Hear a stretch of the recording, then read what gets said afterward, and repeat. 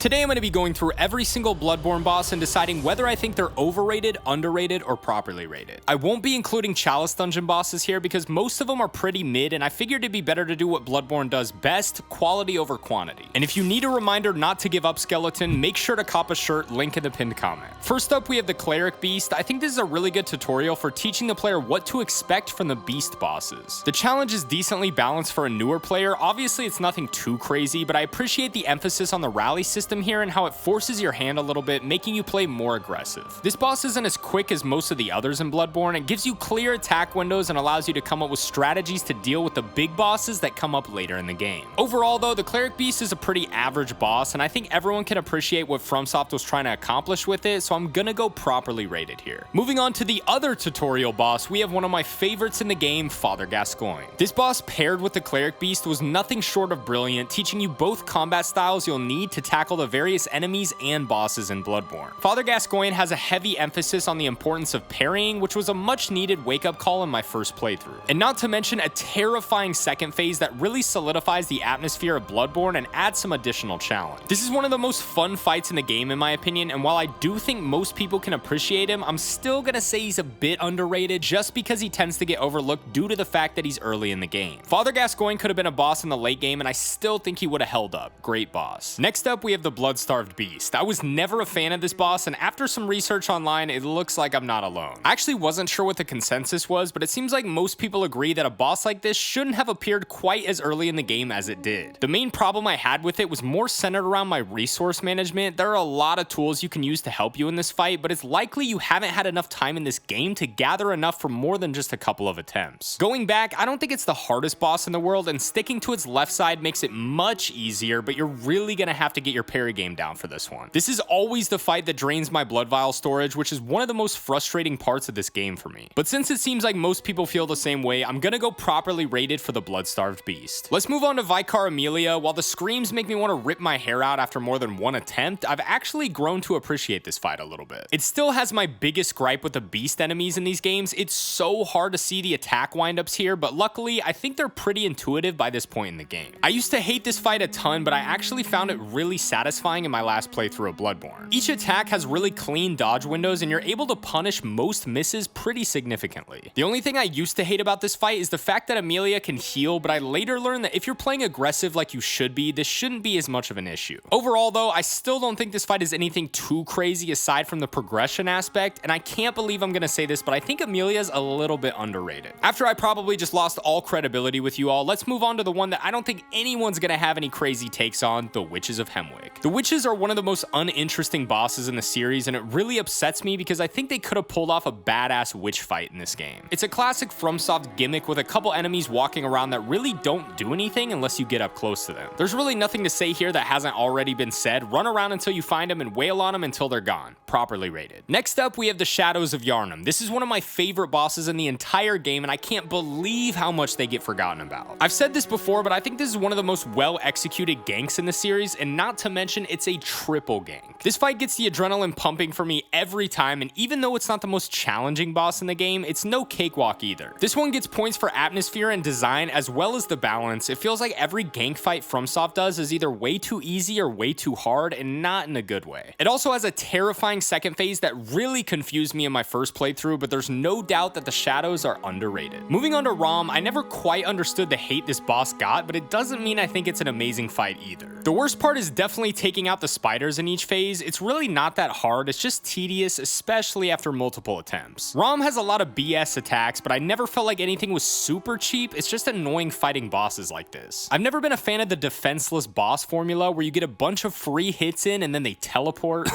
Elden Beast. But I still thought Rom was pretty satisfying, and the arena is one of my favorites. Regardless, I still think I'm gonna put it in properly rated because I just can't find a good enough reason to rate Rom any higher. Next up, we have Paarl. This is a boss I actually really hated until recently. Paarl is always a bit of a toss-up though because you can face her at different stages in the game. If you run into her earlier in the game, she can be one of the toughest bosses to overcome and certainly one of the most frustrating. My issue is that it felt impossible to do this fight without trading damage most of the time, and I know this game counters that with the rally system, but I still don't like the idea of being forced to take hits to do any damage. Last time I fought her, my character level was a little bit more balanced and it made the fight actually kind of fun. And I was gonna say Paarl is overrated, but I think a lot of people have mixed opinions around this boss, so I'll go with properly rated for this one. Moving on to the One Reborn, this one is funny because I feel like I either kill it first try with no trouble at all, or I get stuck doing this horrendous run back dozens of times. I really dislike this boss. It has so much going on that it doesn't really feel like there's a ton of skill involved when fighting it. If I get lucky with RNG, it's over pretty quickly. It just seems like the boss either sits there and does nothing while you wail on it, or it throws out attacks from every angle and one-shots you instantly. The added layer of having the witches above is an extra pain in the ass. I really wish they would just stay dead after you go up and kill them once, because it gets pretty tedious going back up there over and over. But I didn't even realize you could kill them in my first couple playthroughs, so at least I wasn't forced to deal with their fireballs for the entire fight again. This fight is just weird and inconsistent, and it seems like a lot of the community agrees, so once again, I'll say properly rated since I don't see anyone claiming this boss in their top 5. Next up, we have one of my favorite bosses in the main game, Martyr Logarius. This fight can be annoying, but man, it really gives you that rush we all want from a boss fight. This is a super challenging encounter, and I honestly think it would be one of the hardest in the game if you couldn't parry. But being able to parry Logarius makes this one of the most exciting fights in the main game, with a creative arena that you can use to your advantage if you're smart. The only attack I really hate is when he puts his sword in the ground to make other swords rain down on top of you. This one can get really frustrating after a while and always gets me super overwhelmed, but it's not too hard to destroy, so I don't mind it a ton. But overall, his moveset and abilities are just so cool, and I know a lot of people like him, but I gotta say underrated just because I think he tends to get forgotten about. But moving on to Amygdala, I've heard a lot of mixed reviews on this one, but I've personally never been a huge fan. Trying to land a hit when it constantly moves out of reach is such a pain, and I feel like I can't see what's going on during most of the attacks. I do think the design is super cool and creepy, and I will admit that when you can get a hit in, it is pretty satisfying, but I still think it could have been executed better. I will say though, they gave this boss pretty clear tells for some attacks, which helps a lot, especially if you're right underneath, but it still wasn't quite enough for me to give it a higher rating. Overrated. Next up, we have the Celestial Emissary, one of the classic FromSoft gimmicks. I give this one points for the surprise in the second phase, but that's about where the praise ends. Having one big guy spawn halfway through the fight is cool, but it doesn't really change much about the fight besides giving you a wider target. Smack the little guys out of the way at the same time, and this fight is over in no time. Properly rated. Moving on to Micolash. Oh, please don't make me think about this fight any more than I have to. This is one of my least favorite fights in the series, and it's such a shame because the boss had so much potential. The arena is like a haunted house, and the design of Micolash as a character is really cool. Not to mention, when you actually get to fight him, he's a pretty solid boss. His tentacle strike is awesome, and it's super fun to 1v1. The only problem is you have to chase him around for 10 minutes, getting lost at every turn in the process to get to him. And his attacks do crazy damage, so it's likely you have to go back and try him again multiple times. There's so much I hate about this fight, and I think it could have been great if they had just fixed a couple of things, but I dread this boss more than anything else in the game. Properly rated. I think most people hate him as much as I do. Next up, we have Ebrietas. I always forget about this boss, and I think I've only fought her twice, but I don't remember her being as difficult as everyone always says. I do remember the hitboxes being super annoying because I couldn't tell exactly what was hitting me, but for the most part, I stick to one side and slowly rotate in between attacks, and it never seems too bad. She does have a sizable health bar and can do a lot of damage, but I still never found this fight to be super interesting. And the fact that I forget to even fight her in most of my playthroughs shows how unmemorable this fight is to me, even though her lore is super important. I always appreciate the hidden bosses, but this one just didn't quite do it for me, and I've heard enough people in the community say they like her for me to say she's a bit overrated. Strictly referring to the fight itself though. But moving on, we have an interesting one, Mergo's Wet Nurse. I have always thought this fight was a pretty big disappointment for the end game, and while I do like the design, I think it would have been more fitting for the mid game than a boss right at the end. Obviously, I know it's not that way for lore purposes, but since I'm strictly going off the fights here, that's just how I feel. This is another boss that feels like you just have to trade damage every once in a while, but it's definitely not as bad with it as Paarl. It's an interesting additional challenge to have a boss with threats from every angle, since there's no circling and getting free hits in this one. Well, there is, but it's not as easy. The second phase always feels super tough, but is never challenging as I expect, and I tend to find myself unsatisfied after this fight is over. Like I said, if this were earlier in the game, I would say it's underrated, but at this point in the game, I'm expecting greatness only. Overrated. And speaking of greatness, next up we have Gehrman. This is the best final boss in the series aside from Ishin, and is an absolutely perfect boss to end Bloodborne with. He forces you to utilize everything you've learned up to that point, and I think he's the perfect challenge for the end of the game. On top of that, he has 3 incredible phases that get increasingly more difficult, and his parry windows are super tight, making them way more satisfying to pull off. You can really tell they perfected this formula towards the end because the DLC bosses are mostly all Gehrman quality and then some, and I still think it's one of the most thrilling boss fights in the entire series. He's a bit easier nowadays, but he felt impossible possible in my first playthrough. Luckily, this fight is so much fun, I didn't mind fighting him over and over. Most people like Gehrman, but I still think he's underrated since a lot of the DLC bosses overshadow him. Incredible fight. But the secret final boss, I don't have as much praise for. Moon Presence is a cool hidden final boss after you fight Gehrman, but after how insane that fight was, it's hard not to be a little disappointed by this one. It's nothing terrible or anything, it's just a pretty average Bloodborne boss that feels like it could have been stuck somewhere in the early to mid game. I can't really hate on it too much though, because it's not supposed to be a super crazy fight, and I do like unlocking this boss every playthrough for fun, but it's hard not to be a little bit let down after Gehrman's fight. Either way, I think most people would agree, and since we know the purpose of this boss isn't as much about the fight, I'll go with properly rated here. Now we have the DLC, and things are gonna get a little bit more interesting. Starting with Ludwig, now let me be clear when I say I think this is a great fight. I really like it, but is it overrated? Absolutely. In terms of design as well as the cutscene, I will 100% give credit where it's due. This boss is so cool. I think it's just personal preference that I prefer the humanoid bosses and just don't find the beast enemies to be up to that same level. I will say the challenge of this fight is perfect, and the second phase is a ton of fun. I just don't love it as much as everyone else does. But overall, iconic boss, and I can't take anything away from that. Moving on to Laurence, I'm not even sure what to rank this because it seems like it's either everyone's favorite or their least favorite in the DLC. I'm kind of indifferent. It's basically just a Cleric Beast but harder, which is fitting because he is a Cleric Beast, but it's essentially the same attacks and moveset with more damage and health. I don't think it's bad, I just don't think it's anything too exciting. I can't stand that last phase though. The lava always feels ridiculous to me and is not a fun addition to the fight at all. I appreciate Laurence for being included in the DLC for the variety, but I don't think I can say anything else besides properly rated to average it out here. As for the living failures, this fight is essentially the Celestial Emissary, but no, it's basically the Celestial Emissary. It is a bit more challenging, and I think the arena as well as the music are great in this fight, but the only thing that made it interesting to me was the little nighttime phase they go into for a few seconds. Other than that, separate the failures, dodge the magic, and smack away until the health bar is gone. Easy enough and properly rated. But moving on to my personal favorite boss in the game, we have Lady Maria. This is one of the most satisfying fights in the game, and my only real complaint is that it's a bit too easy. If they had made this fight more difficult, it might have been considered as one of the best in the series, and while it is probably in my top 5, most others don't say the same. Being able to stagger her does allow for a lot of R1 spam, and being able to parry on top of that can make it a breeze. But just because it's easier doesn't mean it still isn't my favorite in the game. Maria has 3 incredible phases that make the fight super intense. If she had a bit more health like Orphan, I think she would be a little bit more discussed within the community. And she definitely is, but she's maybe my 3rd favorite in the series, and I never see anybody say that. I know most people like her, but since she's my favorite boss in Bloodborne, and I know most people prefer Orphan or Ludwig, I can't say anything less than underrated. And last but not least, moving on to our final boss of the day, we have the Orphan of Kos. Orphan is frequently regarded as one of the hardest bosses in the series, but what I think is impressive is that it's also balanced perfectly. Orphan has 3 phases as well, each one adding an additional layer of difficulty with ranged attacks, lightning. This fight gets my adrenaline pumping unlike any other, probably because of his horrifying screams. But I think objectively, this is probably the best fight in Bloodborne, but I don't see anyone disagreeing, so Orphan gets properly rated here. I did this same video concept for Dark Souls 3 and Elden Ring, so make sure to check those out. And I don't usually do outros, but I really want you to see my new logo. The